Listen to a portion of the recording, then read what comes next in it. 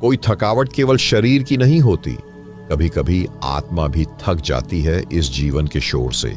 चेहरे की झुर्रियां हमें नहीं बताती कि हम बूढ़े हो रहे हैं, बल्कि वो आंखें जो अब चमकना भूल गई हैं, वे संकेत हैं कि भीतर कोई अलौकिक शक्ति हमसे दूर हो रही है। पर क्या यह थकान टाली जा सकती है? क्या बुढ़ापा केवल उम्र का खेल है, या फिर चेतना की एक साधना से हम समय को छूकर रोक सकते हैं? इस जीवन में बहुत कुछ हमारे हाथ में नहीं होता, लेकिन अपने भीतर उतरना यह अधिकार केवल आपके पास है। जो ध्यान आज आप जानने जा रहे हैं वह केवल आंखें बंद करने की क्रिया नहीं है, यह आपकी आत्मा की यात्रा को अमृता की ओर ले जाने वाला द्वार है। यह वीडियो केवल जानकारी नहीं है, ये आमंत्रण है उस गहराई में उतरने का जहां उम्र, थकावट, बुढ़ापा सब बाहर रह जाते हैं। यदि आप सच में अपने जीवन को भीतर से छूना चाहते हैं तो यह यात्रा आपके लिए है। प्यारे साधकों, इस यात्रा को अधूरा मत छोड़िए, और हां, अपने अनुभव को कमेंट में जरूर साझा करें। तो चलिए शुरू करते हैं। जिसे आप बुढ़ापा समझते हैं वह शरीर का अंतिम काल नहीं, बल्कि चेतना से कट जाने की प्रतिक्रिया है। परमहंस योगानंद जी कहते थे, मनुष्य का शरीर नश्वर है, पर चेतना यदि जागृत हो जाए तो समय उस पर असर नहीं करता। ध्यान वह विज्ञान है जिसमें समय की धार को पलटने की क्षमता छिपी है। क्या आप कभी रुककर सोचे हैं, हम दिन भर किस ओर दौड़ रहे हैं? क्या वह दौड़ हमें जवानी की ओर ले जा रही है या बुढ़ापे के गर्त में धकेल रही है? क्या जीवन की तेज रफ्तार ही हमारी ऊर्जा को सोख रही है? और सबसे बड़ा सवाल, क्या हम सच में जी रहे हैं या बस धीरे धीरे मिट रहे हैं? योगानंद जी की साधना में ध्यान केवल मानसिक शांति नहीं देता, वह एक ऐसा आत्मिक सर्जन है जो भीतर की बासी ऊर्जा को हटाकर नवीन ऊर्जा का संचार करता है। जब आप गहराई से ध्यान करते हैं, आपके भीतर एक कंपन जन्म लेता है। जो कंपन कोशिकाओं में प्राण फूंकता है, जो रक्त में गति देता है, जो हृदय की धड़कनों को दिव्यता से भर देता है। परमहंस योगानंद जी के अनुसार ध्यान की सही विधि में एक ऐसा पल आता है जहां शरीर समय की पकड़ से छूट जाता है, वहीं से बुढ़ापा उलटने लगता है। कोई चमत्कार नहीं होता, बल्कि यह उस साधक की सत्यनिष्ठ साधना का परिणाम होता है जो प्रतिदिन भीतर उतरता है और भीतर से उम्र की पकड़ को ढीला करता है। आपसे कोई यह नहीं कहेगा कि ध्यान करें और जवान हो जाएं, पर जो यह साधना करता है वह स्वयं जान लेता है कि ऊर्जा में नयापन आ रहा है, नेत्रों में चमक लौट रही है और शरीर की थकावट जैसे धुल रही है। क्या ध्यान की यह शक्ति केवल कुछ महापुरुषों के लिए है, या क्या कोई सामान्य व्यक्ति भी इसे प्राप्त कर सकता है? आपको उत्तर खुद खोजने होंगे। ध्यान कोई तर्क का विषय नहीं, यह अनुभूति का द्वार है। जिस दिन आप भीतर उतर जाएंगे, आपको शब्दों की आवश्यकता नहीं पड़ेगी, आपका अनुभव स्वयं बोलेगा। पर क्या यह ध्यान कोई तकनीक है या यह कोई रहस्य है जिसे योगानंद जी ने केवल कुछ लोगों को सौंपा? क्या हम भी उस विधि को जान सकते हैं? ध्यान कोई कर्मकांड नहीं, यह भीतर उतरने की एक मौन प्रक्रिया है, जहां न शब्द चलते हैं न समय चलता है, तो केवल प्राण का स्पंदन। परमहंस योगानंद जी ने ध्यान को सिखाने के लिए ना तो मंदिर की जरूरत बताई और ना ही किसी विशेष स्थान की। उन्होंने कहा, जहां मन शांत हो वहीं तुम्हारा ध्यान स्थल है। लेकिन क्या मन आसानी से शांत होता है? यहां से सवाल जन्म लेता है, मन को रोका कैसे जाए? क्या ध्यान मन को दबा देना है या उसकी दिशा मोड़ना है? और क्या यह सब किसी सामान्य गृहस्थ के लिए भी संभव है? योगानंद जी ने अपनी साधना से यह सिद्ध किया था कि कोई भी साधक, चाहे वह जंगल में ना हो, चाहे उसकी दिनचर्या व्यस्त हो, यदि वह भीतर उतरने का संकल्प कर ले तो यह साधना उसे बुढ़ापे को छूने से भी रोक सकती है। ध्यान की तकनीक कोई रहस्य नहीं, यह तो अंदर की निष्ठा और अनुशासन की भाषा है। पर अधिकांश लोग इसी से भागते हैं, क्योंकि भीतर जाना, खुद से मिलना कठिन है। आपसे कोई नहीं पूछेगा कि आपने दिन में कितने काम किए, लेकिन आपकी आत्मा आपसे हर दिन पूछती है, तुमने मुझे आज कितनी देर सुना? यह प्रश्न जिसे हम टालते रहते हैं, वही धीरे धीरे बन जाता है बुढ़ापे की सबसे बड़ी आवाज। जब तक आप भीतर की पुकार को टालते रहेंगे, शरीर थकता जाएगा, प्राण बिखरता जाएगा और जीवन शेष होते हुए भी अधूरा लगेगा। योगानंद जी कहते थे, ध्यान केवल आंखें बंद करने का नाम नहीं, बल्कि अपने भीतर एक द्वार खोलने का साहस है। और यह साहस तब पैदा होता है जब आप एक दिन अपने आप से पूछते हैं, क्या मैं वाकई जी रहा हूं या बस धीरे धीरे मिट रहा हूं? ध्यान की यह विधि कोई रहस्य नहीं, बल्कि एक शुद्ध अनुभव है जो हर साधक के लिए खुला है, जो यह स्वीकार करे कि बाहर की दुनिया से ज्यादा भीतर का सन्नाटा सत्य है। लेकिन जब कोई साधक भीतर उतरना शुरू करता है तो सबसे पहले उसका सामना किससे होता है? प्रकाश से या अंधकार से? जब साधक पहली बार भीतर की यात्रा पर उतरता है तो उसे प्रकाश नहीं मिलता है अंधकार, क्योंकि यह अंधकार बाहर का नहीं बल्कि वर्षों से जमा हुआ भीतर का बोझ है, जिसे अब तक टाला गया, अनदेखा किया गया। पर योगानंद जी कहते थे, ध्यान का पहला चमत्कार है वह तुम्हें तुमसे मिला देता है। और जब आप अपने ही भीतर उतरते हैं तो सबसे पहले वही बातें सामने आती हैं जिनसे आप भागते रहे। अधूरी इच्छाएं, अपराध बोध, अंधेरे विचार और मौन आक्रोश। सवाल यह नहीं कि अंधकार है या नहीं, सवाल यह है कि क्या आप उस अंधकार में भी ठहर सकते हैं? क्या आप अपने ही भीतर की परछाइयों को देख पाने का साहस रखते हैं? क्योंकि जहां परछाई होती है वहीं कहीं ना कहीं प्रकाश का स्रोत भी होता है। योगानंद जी की साधना यही सिखाती है कि जो साधक अंधकार से डरता नहीं, वह अंततः उस दिव्यता तक पहुंचता है जहां उम्र, शरीर और समय सब क्षणिक लगने लगते हैं। लेकिन यह राह आसान नहीं है। ध्यान करते हुए जब भीतर उतरना शुरू होता है तो मन विचलित करता है, कभी बीते हुए दृश्य, कभी भविष्य की चिंता, तो कभी शरीर की असहजता। तो क्या ध्यान में बैठने का मतलब यही बेचैनी सहना है, या उस बेचैनी के पार जाना है? और उस पार क्या होता है?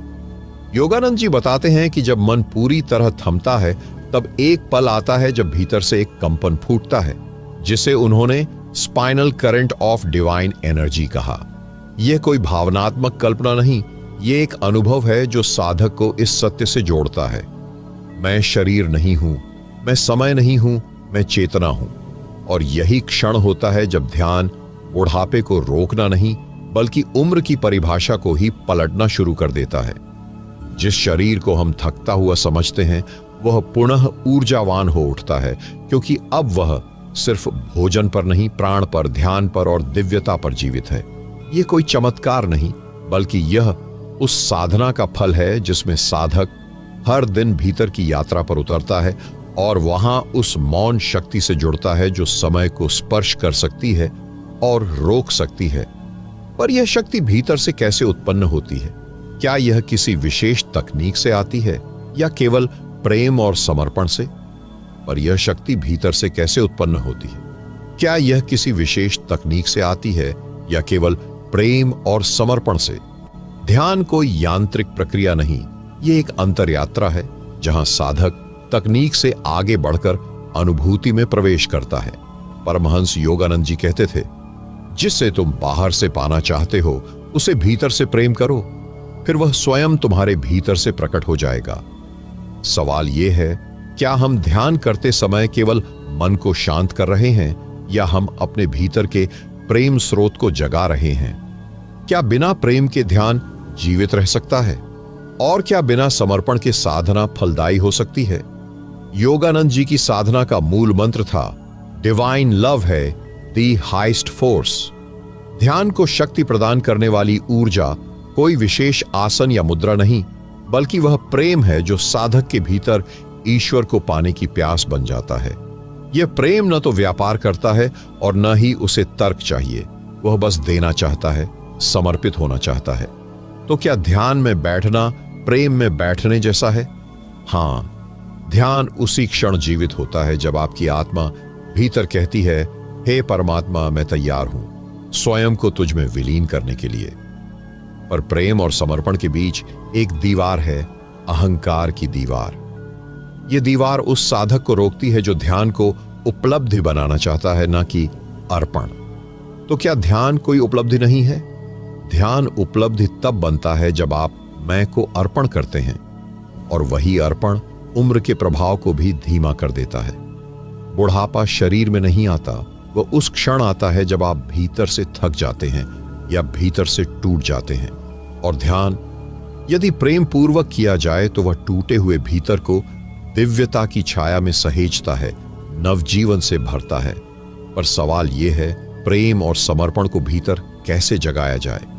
क्या वह केवल ग्रंथ पढ़कर आएगा या वह किसी अनुभव की आग से जन्म लेगा?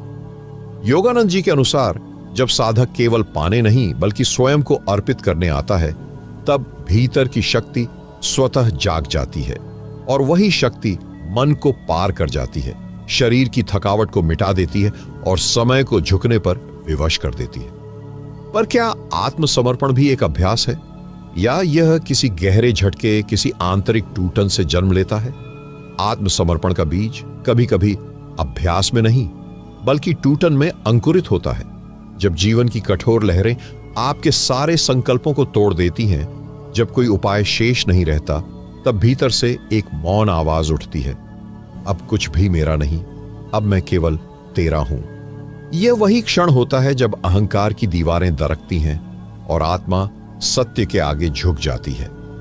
योगानंद जी ने इसी झुकने को स्वर्ण द्वार कहा था, जहां से होकर साधक ध्यान की गहराई में प्रवेश करता है। पर सवाल यह है, क्या हम टूटे बिना समर्पण कर सकते हैं? क्या अभ्यास और विनम्रता से भी यह द्वार खुल सकता है? उत्तर सीधा है, हां, यदि साधक अपनी सीमाओं को पहचान ले। अभ्यास वह दिया है जो अंधकार से लड़ता नहीं बल्कि निरंतर जलता है, अपने प्रकाश से उसे तिरोहित करता है। आत्मसमर्पण की प्रक्रिया मन को पराजित नहीं करती बल्कि उसे शांत करती है प्रेम से।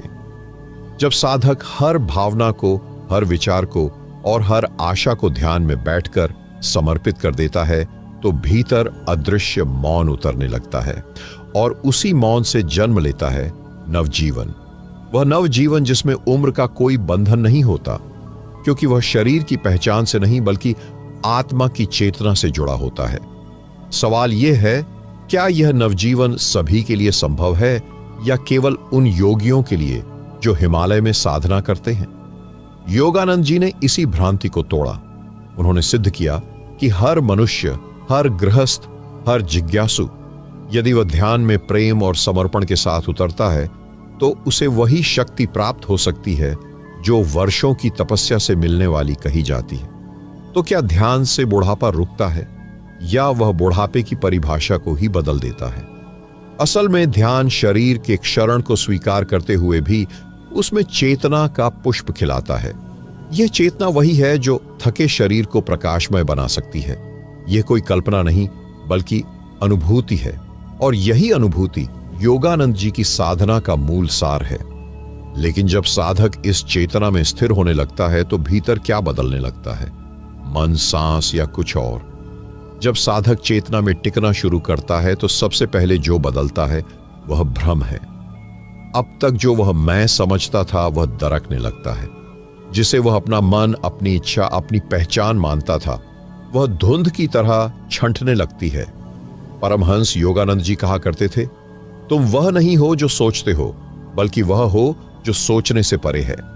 तो क्या चेतना में स्थिर होना सोच से मुक्त हो जाना है? नहीं, यह सोच के पार जाकर एक स्थिर मौन बिंदु में टिक जाना है। यह बिंदु मन का नहीं होता, यह प्राण का भी नहीं होता।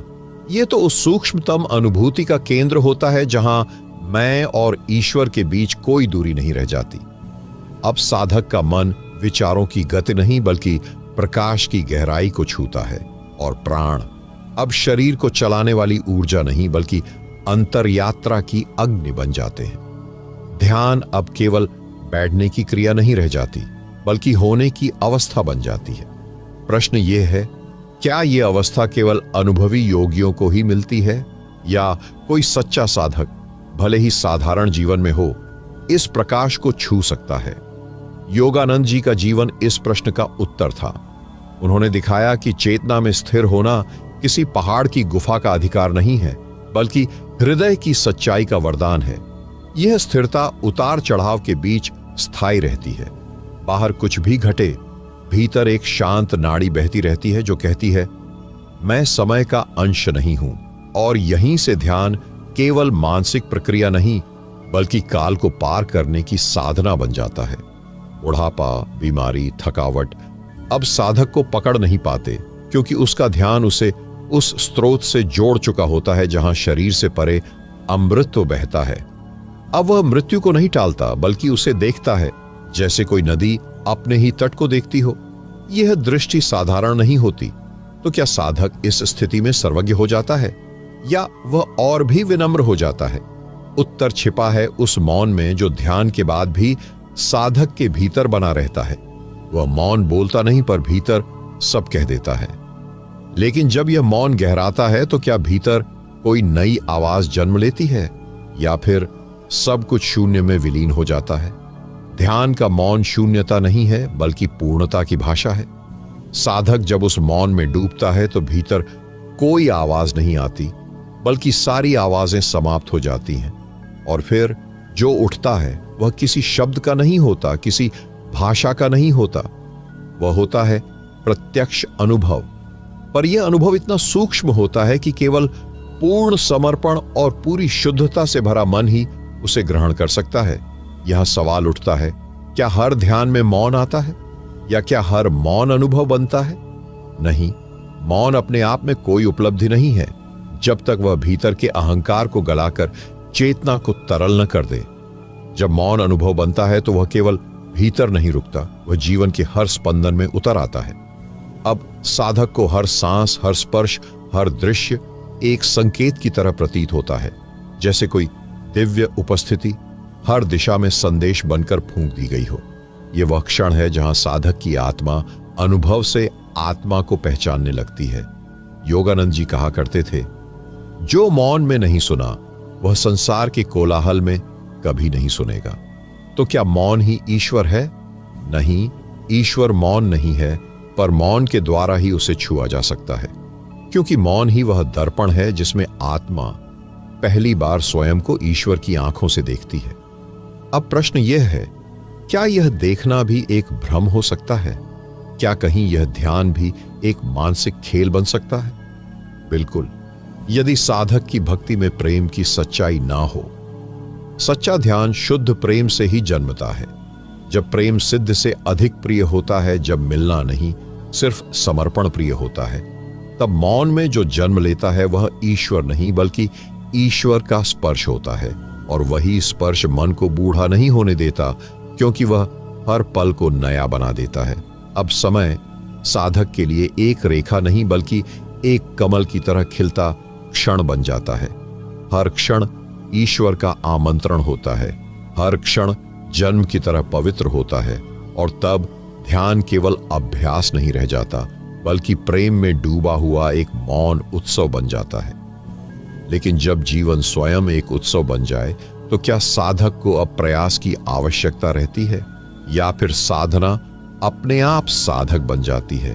कभी कभी साधना इतनी गहराई तक उतर जाती है कि वह साधक से अलग नहीं रहती। वह श्वास बन जाती है, वह दृष्टि बन जाती है, वह संगीत की तरह बहती है, बिना वाद्य, बिना आवाज, सिर्फ अनुभूति में गूंजती हुई। अब साधक साधना नहीं करता, साधना ही साधक बन गई होती है। यह वह स्थिति है जहां प्रयासपूर्ण स्वाभाविकता में ढल जाता है।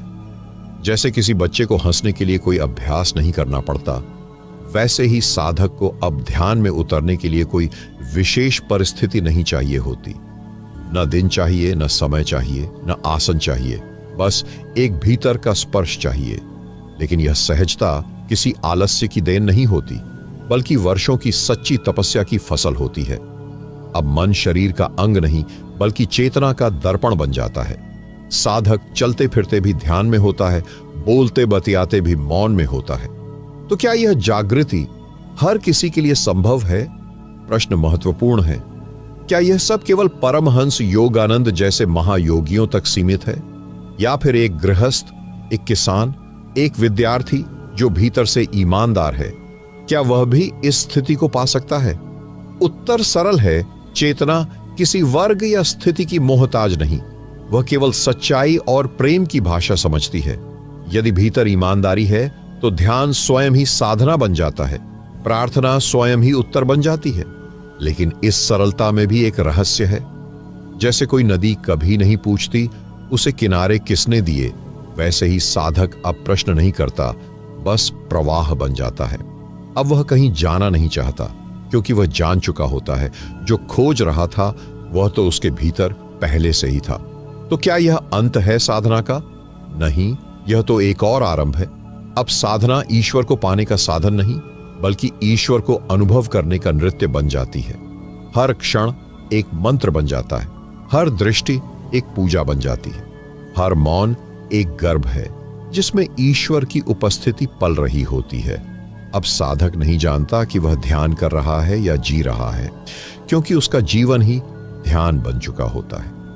लेकिन जब ध्यान जीवन बन जाए तो क्या जीवन भी ध्यान के उत्तर देने लगता है?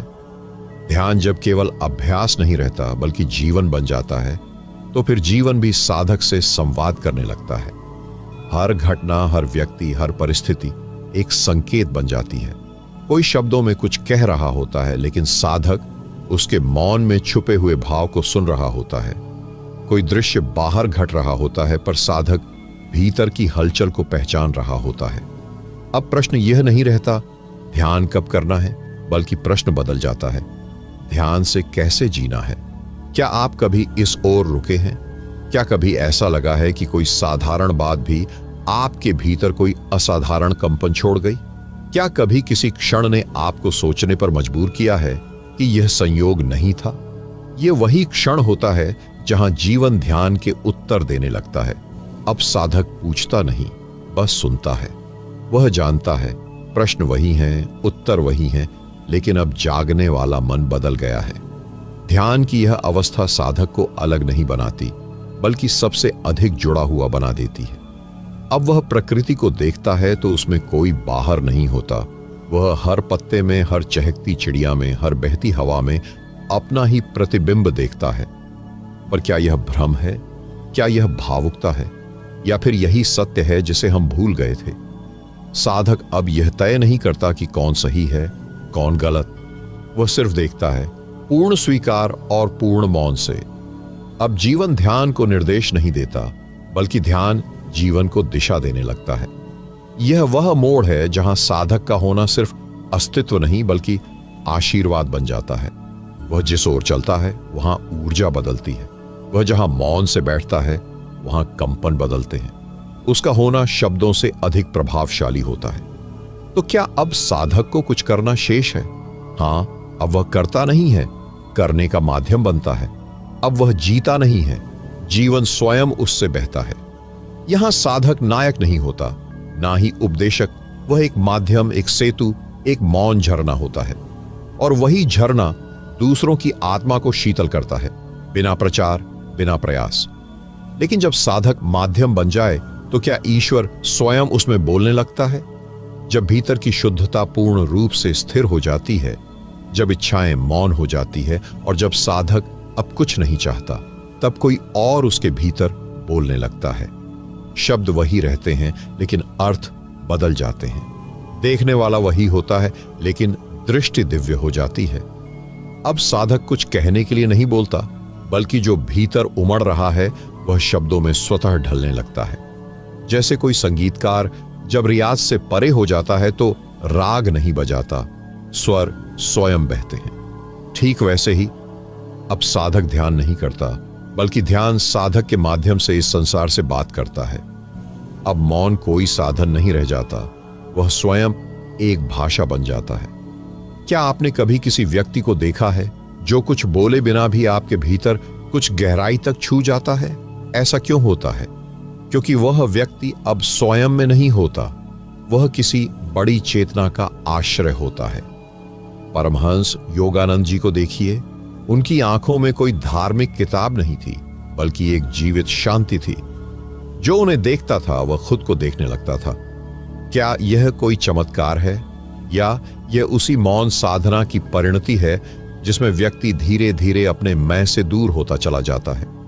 अब कोई पहचान शेष नहीं रहती, न जात, न मत, न मतभेद, सिर्फ एक शुद्ध कंपन जिसमें सब कुछ समाहित है। अब साधक कुछ साबित नहीं करता, क्योंकि अब वह स्वयं ईश्वर का प्रतिबिंब है। हर वाणी अब किसी शिक्षित दिमाग से नहीं आती, बल्कि उस मौन स्रोत से आती है जहां सब कुछ पहले से ही स्पष्ट है। तो क्या अब यात्रा समाप्त हो जाती है? नहीं, अब यात्रा अनंत हो जाती है, क्योंकि अब साधक जान चुका होता है कि कोई अंत नहीं है, और जो अंत जैसा दिखता है वह भी किसी नए आरंभ की दहलीज है। अब साधक न भविष्य चाहता है, न अतीत ढोता है, वह सिर्फ क्षण को पूर्णता से जीता है, और यह क्षण इतना पूर्ण होता है कि उसमें ईश्वर स्वयं बोल उठता है। जब क्षण में ईश्वर बोलता है तो क्या साधक स्वयं मौन हो जाता है? जब कोई साधक अंतर्मन की अंतिम सीढ़ियों तक पहुंच जाता है, जहां शब्द भी रुक जाते हैं, जहां विचार भी धीरे धीरे पिघल जाते हैं, तो वहां क्या बचता है? मौन। लेकिन यह मौन चुप्पी नहीं है, यह वह मौन है जिसमें ईश्वर स्वयं गूंजता है। अब साधक न कुछ कहना चाहता है, न कुछ जानना, क्योंकि जानने वाला अब स्वयं अज्ञेय में विलीन हो चुका होता है। क्या आपने कभी ऐसा अनुभव किया है कि आप किसी शांत वातावरण में बैठे हैं और अचानक आपको खुद का अस्तित्व भी हल्का लगने लगता है? वो क्षण जब कोई संघर्ष नहीं होता, कोई विचार नहीं होता, सिर्फ एक शुद्ध उपस्थिति होती है, वही मौन है, वही ध्यान का शिखर है, वही साधना की पूर्णता है। अब साधक किसी मंजिल की बात नहीं करता, वह तो हर क्षण को मंजिल की तरह जीने लगता है। इस मौन की एक विशेषता होती है, यह है किसी और को कुछ सिखाने नहीं आता, बल्कि जो इसके निकट आता है वह स्वतः बदलने लगता है। अब साधक कोई शब्द नहीं देता, लेकिन उसकी उपस्थिति दर्शन का आह्वान बन जाती है। आप सोचिए, ऐसे कितने लोग इस धरती पर हुए हैं जिन्हें देखकर हमें अपने भीतर कुछ बदलता सा लगता है। वो कौन सी ऊर्जा होती है जो बिना कहे हमें कह जाती है? यह मौन का प्रभाव है। यह उस साधक की भीतर की यात्रा की महिमा है जो अब शब्दों से परे हो गया है। अब वह मौन रहता है, लेकिन उसकी ऊर्जा प्रार्थना बन जाती है। वह चलता है तो पृथ्वी नमन करती है, वह बैठता है तो वायुमंडल शांत हो जाता है। उसका मौन अब एक चेतन लहर बन चुका होता है जो पूरे जगत में अनसुना गूंजता है। लेकिन क्या यह मौन हम सबके भीतर भी नहीं है? क्या यह मौन किसी विशेष स्थान पर ही है, या फिर हम ही भीतर की ओर नहीं देख पा रहे हैं? सवाल यह नहीं कि ईश्वर कहाँ है, सवाल यह है कि क्या हम स्वयं को इतना मौन कर पाए हैं कि ईश्वर को सुन सकें। अब साधक किसी अनुभव का दावा नहीं करता, वह तो अनुभव स्वयं बन जाता है। न इच्छा, न प्रतिज्ञा, न योजना, बस क्षण में पूर्ण समर्पण। और यही समर्पण उसे ईश्वर का साक्षात प्रतिबिंब बना देता है। जब साधक अनुभव बन जाता है तो क्या उसका जीवन ही ध्यान की जीवित मूर्ति बन जाता है? कभी कभी कोई व्यक्ति कुछ कहता नहीं, फिर भी हम उसकी उपस्थिति में भीतर तक हिल जाते हैं। यह केवल प्रभाव नहीं होता, यह वह अवस्था होती है जहां कोई व्यक्ति स्वयं अनुभव बन चुका होता है। अब वह साधक नहीं, ना ही कोई शिक्षक या वक्ता, अब वह केवल प्रवहमान अनुभूति है। चलता है तो ध्यान चलता है, देखता है तो प्रेम झलकता है, और चुप रहता है तो पूरा ब्रह्मांड उसकी मौन भाषा में बोलता है। ध्यान अब उसकी क्रिया नहीं, बल्कि स्वभाव बन जाता है। ठीक जैसे नदी को बहना आता है, सूरज को चमकना आता है, वैसे ही उस साधक को हर क्षण ध्यान पूर्ण रहना आता है। क्या आपने कभी सोचा है क्यों कुछ साधुओं या महापुरुषों की तस्वीरें देखते ही आंखें भीग जाती हैं? क्यों कोई किताब पढ़ते पढ़ते अचानक दिल कांपने लगता है? वो इसलिए नहीं कि कुछ शब्द अच्छे हैं, बल्कि इसलिए कि वो किसी ऐसे जीवन से निकले हैं जो स्वयं ध्यान का जीवित रूप था। अब साधक कोई रोल नहीं निभाता, वह अब जीवन के हर दृश्य में ईश्वर का रंग बन जाता है। मंदिर उसकी आंखों में है, प्रार्थना उसकी सांसों में, और ध्यान उसके जीवन का नियमित स्पंदन। वह बैठा हो या चलता हो, चुप हो या बोल रहा हो, हर क्षण एक जीवित ध्यान बन जाता है। और सबसे सुंदर बात यह होती है, अब वह दूसरों को बदलने की कोशिश नहीं करता, अब वह सिर्फ स्वयं को जीता है, इतनी सच्चाई से, इतनी पारदर्शिता से कि जो भी उसके पास आता है वह स्वयं बदलने को विवश हो जाता है। क्या यह संभव है? क्या हम ऐसा जीवन जी सकते हैं जो दूसरों को शब्दों से नहीं बल्कि मौन अनुभूतियों से बदल दे?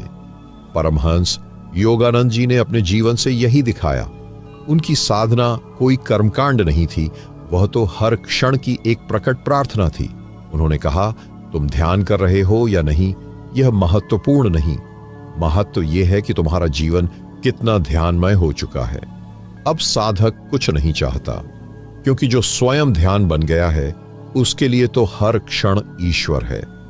इस स्थिति में साधक ना किसी को दोष देता है, ना किसी से शिकायत करता है। वह जान चुका है कि सब कुछ उसी चेतना का विस्तार है। अब जीवन कोई संघर्ष नहीं है, अब जीवन एक मौन उत्सव बन जाता है। हर पीड़ा में कोई संदेश होता है, हर खुशी में कोई विसर्जन, और हर क्षण में ईश्वर स्वयं उपस्थित। जब जीवन स्वयं ध्यान बन जाए तो क्या मृत्यु भी केवल एक और ध्यान का द्वार बन जाती है? मृत्यु, जिसका नाम सुनते ही लोग कांप जाते हैं, लेकिन वही मृत्यु साधक के लिए एक परम आह्वान बन जाती है। एक ऐसा द्वार जहां से होकर आत्मा अपनी सबसे गहरी उड़ान भरती है। जिसे दुनिया अंत कहती है, उसे साधक एक नए आरंभ का प्रवेश द्वार मानता है। पर यह कैसे संभव है? क्योंकि जिसने जीवन को ध्यान में जिया हो वह मृत्यु को डर की तरह नहीं देखता, बल्कि एक और ध्यान की गहराई की तरह अनुभव करता है।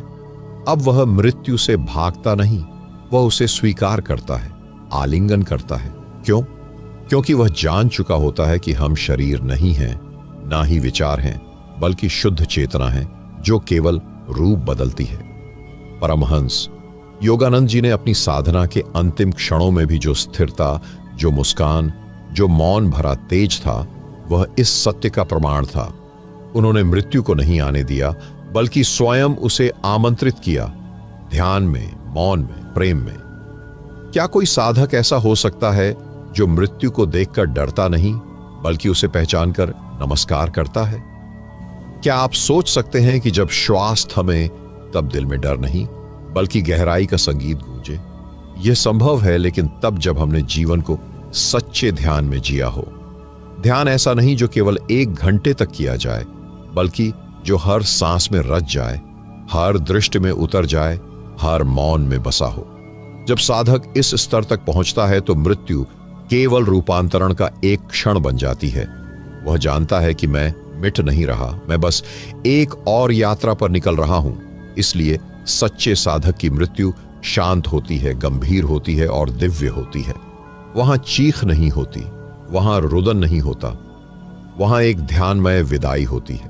क्या ऐसा जीवन आप नहीं जीना चाहेंगे जिसका अंत मौन की महिमा में डूबा हुआ हो? क्या मृत्यु के क्षण में आप यह कहना नहीं चाहेंगे, मैंने जीवन को ईश्वर की तरह जिया, अब मृत्यु को भी ईश्वर की गोद समझकर स्वीकार करता हूं? यह वह स्थिति है जहां ध्यान केवल ध्यान नहीं, बल्कि जीवन और मृत्यु दोनों का सेतु बन जाता है। अब साधक मृत्यु के पार भी ध्यान में रहता है, क्योंकि उसकी चेतना किसी शरीर, किसी सीमा से बंधी नहीं रहती। अब वह अनंत का अंश बन जाता है और वही उसकी सिद्धि होती है। जब साधक मृत्यु के पार भी ध्यान मग्न रहता है तो क्या चेतना स्वयं अमृत का अनुभव बन जाती है?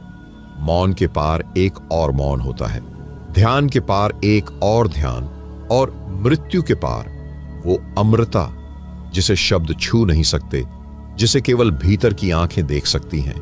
क्या आपने कभी सोचा है क्यों कुछ संतों के निधन के बाद भी उनकी उपस्थिति हमें आज भी महसूस होती है? क्यों उनके शब्द समय बीत जाने के बाद भी हृदय में नई ऊर्जा भरते हैं? क्यों परमहंस योगानंद जी अपने शरीर के चले जाने के वर्षों बाद भी लाखों लोगों के जीवन में प्रेरणा और उपस्थिति की तरह जीवित हैं? क्योंकि उन्होंने केवल जीवन नहीं जिया था, उन्होंने चेतना को ध्यान में स्थिर कर दिया था। अब उनका अस्तित्व किसी काया तक सीमित नहीं था, वह तो शुद्ध प्रकाश, शुद्ध प्रेम बन चुके थे। यही है वह बिंदु जहां साधक शरीर और आत्मा के परे जाकर केवल चेतना बन जाता है। अब वह ना किसी समय में बंधा है, ना किसी स्थान में। उसकी उपस्थिति हर उस दिल में है जो मौन में डूबा है, जो सत्य की तलाश में है, जो ध्यान में स्वयं को भुला बैठा है। यह अमृता कोई चमत्कार नहीं है, यह उस साधक की निर्बाध साधना का परिणाम है जिसने हर सांस में ईश्वर को पुकारा, हर मौन में स्वयं को विसर्जित किया और हर क्षण एक दिव्य साक्षात्कार के साथ जिया। जब आप यह समझते हैं कि मैं शरीर नहीं हूं, मैं चेतना हूं, तब मृत्यु आपके लिए कोई खतरा नहीं रह जाती। और जब यह चेतना ध्यान में स्थिर हो जाती है तब वह कालातीत बन जाती है। अब साधक का होना उपदेश नहीं देता लेकिन प्रेरणा बन जाता है। अब वह शब्दों से नहीं, ऊर्जा से मार्गदर्शन करता है। क्या आप नहीं चाहते कि जब आपका यह शरीर इस संसार से विदा ले तब भी आपकी चेतना उन लोगों के लिए प्रकाश का स्रोत बनी रहे जो अभी भी अंधेरे में रास्ता खोज रहे हैं? क्या आप नहीं चाहते कि आपकी साधना केवल आपको न बदलकर पूरे युग को छू ले? यह संभव है अगर आपका ध्यान केवल अभ्यास नहीं बल्कि आपकी उपस्थिति बन जाए। फिर आप अमर नहीं कहे जाएंगे, आप अमरता के अनुभव में स्थिर हो जाएंगे।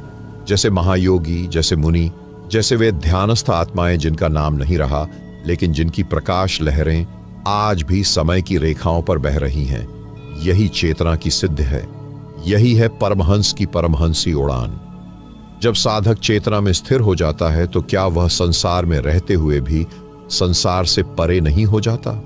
कल्पना कीजिए एक ऐसे मनुष्य की जो चलता है, बोलता है, हंसता है, लेकिन भीतर से एक महासागर की तरह शांत है। उसकी आंखों में कोई उद्देश्य नहीं, फिर भी वह हर क्षण साक्षी भाव से पूर्ण है। वह साधक न दुनिया से भाग रहा है न उसे पकड़ रहा है, बल्कि उसे पार कर चुका है। यही है ध्यान की अंतिम अवस्था, निर्विकल्प समाधि, जहां कोई विकल्प नहीं बचता, न अनुभव का, न विचार का, न इच्छाओं का। वहां केवल एक मौन साक्षात्कार होता है जो समय और स्थान से परे है। अब साधक केवल साधक नहीं, स्वयं परमात्मा का प्रतिबिंब बन चुका होता है। वह किसी से प्रेम नहीं करता क्योंकि वह अब स्वयं प्रेम बन चुका होता है। वह ध्यान नहीं करता क्योंकि अब हर क्षण वही ध्यान है। वह अपने अस्तित्व को न परिभाषित करता है न सीमित करता है, क्योंकि अब वह जान चुका है कि मैं कुछ नहीं हूं और मैं सब कुछ हूं। अब कोई विचार नहीं उठते क्योंकि विचारों की जड़ ही अहंकार होती है और वह अब अहं से परे जा चुका होता है। अब कोई डर नहीं, कोई लालच नहीं, कोई असुरक्षा नहीं, क्योंकि जिसे मृत्यु भी छू नहीं सकती उसे और क्या हिला सकता है। पर यह अवस्था भागने से नहीं मिलती, छोड़ने से नहीं मिलती। यह तो तब मिलती है जब आप संसार को जीते हैं लेकिन भीतर से साक्षी भाव में स्थिर रहते हैं। यही है जीवन में रहकर भी संसार से परे हो जाना। एक पैर भूमि पर, दूसरा असीम में। एक आंख संसार में, दूसरी स्वयं में। यही है सच्ची मुक्ति।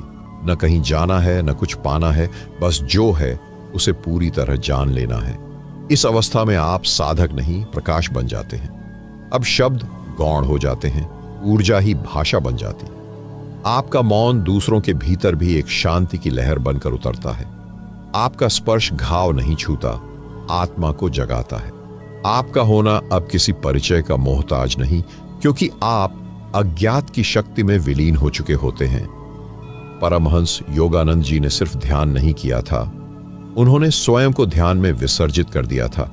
इसलिए उनकी उपस्थिति आज भी लाखों आत्माओं को भीतर से जगा रही है। तो आप भी सोचिए, क्या आप केवल ध्यान करना चाहते हैं या स्वयं ध्यान बनना चाहते हैं? क्या आप केवल शांत होना चाहते हैं या स्वयं शांति की उपस्थिति बनना चाहते हैं? क्या आप मृत्यु से मुक्त होना चाहते हैं या मृत्यु के पार जाकर अमरता का अनुभव करना चाहते हैं? यही प्रश्न नहीं, यही मंत्र है और यही वह बिंदु है जहां ध्यान समाप्त नहीं होता, वह स्वयं जीवन का रूप बन जाता है। अब आप कहीं नहीं जाते, आप हर जगह होते हैं। अब आप कुछ नहीं करते, लेकिन आपकी उपस्थिति चेतना का संगीत बन जाती है। अब न कोई आरंभ है न कोई अंत, अब केवल मौन है और मौन ही ध्यान है। ध्यान ही चेतना है और चेतना ही आपका सच्चा स्वरूप है। प्रिय साधक, आपने इस पूरी यात्रा में हमारे साथ जिस तरह एकाग्रता, धैर्य और प्रेम के साथ कदम से कदम मिलाकर चलना स्वीकार किया, वह केवल आपकी जिज्ञासा नहीं, आपकी भीतरी प्यास को दर्शाता है। आपने न केवल सुना बल्कि हर शब्द को भीतर उतरने दिया, हर भाव को अपने मौन में समाने दिया। यह कोई साधारण वीडियो नहीं था, यह एक मंत्रिक यात्रा थी, ध्यान से चेतना तक, आत्मा से परमात्मा तक। आपका यहां तक पहुंचना इस बात का प्रमाण है कि आप केवल दर्शक नहीं, एक जागरूक साधक हैं, एक अमर आत्मा है। हम इस यात्रा के अंत में आपके हृदय से गहराई से धन्यवाद करते हैं कि आपने अपने अमूल्य समय को इस आत्मिक खोज में अर्पित किया। आपका हर लाइक, हर कमेंट सिर्फ प्रोत्साहन नहीं है, वो हमारे बीच के आध्यात्मिक संबंध का प्रतीक है। इस यात्रा का अंत नहीं है, यह तो केवल भीतर की यात्रा का आरंभ है। आपसे विनम्र निवेदन है, यदि इस यात्रा ने आपके हृदय को स्पर्श किया हो तो कृपया इस वीडियो को अपने किसी एक ऐसे प्रियजन तक पहुंचाइए जो शायद आज शांति की तलाश में है। आपके भीतर की लौ अब जल चुकी है, इसे बुझने मत देना। ध्यान करें, शब्दों से परे उतरें और वहीं पाएं जहां से सब कुछ जन्म लेता है।